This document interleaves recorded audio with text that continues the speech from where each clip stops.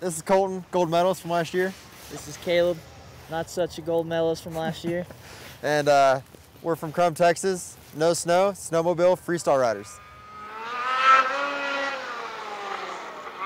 Started off on snowmobiles by going quads first. We were sponsored by Polaris.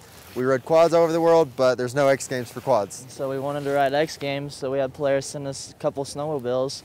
30 days. Got a little practice and came here and did what we do best, wing it. I'd say the biggest challenge from quad to snowmobile is the competition that's out there.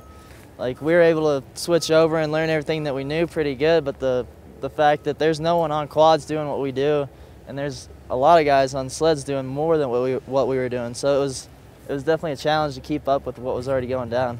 Plus you throw in the sub-zero temperatures when we're trying to practice. We've never quite hit that before, so It took us a little bit to get acclimated to the cold, but now we rock around in shorts quite a bit at the time. We're from Texas, we're not used to the snow. 2006 actually, when I first landed my first backflip on a quad.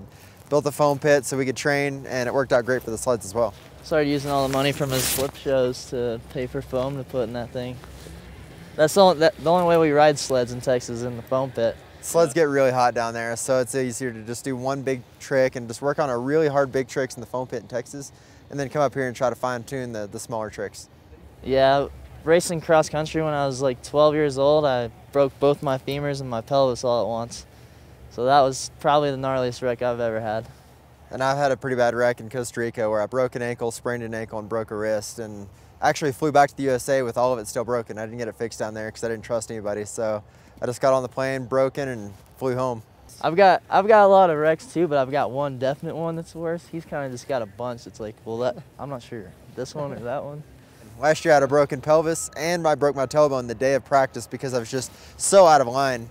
And so this year I'm coming in, I'm pretty healthy. I've got a few things that are a little bit sore, but I'm doing good. And so I'm hoping to put in a nice smooth run and just see if the judges like smooth and clean. I think for me, it's just, I mean, this is our 4th year now. Coming year after year, you get a little bit more confident, a little less stressed out. So it helps to come here and be able to relax a little bit, you know, not just be like sweating, you know, the whole time you're here like, oh, I gotta do this, I gotta do that. Like, it works a lot better to go out there and practice, just chill, like act like you're at the house, riding with your homies or whatever. So going out there, it's, you know, you're not putting so much pressure on yourself.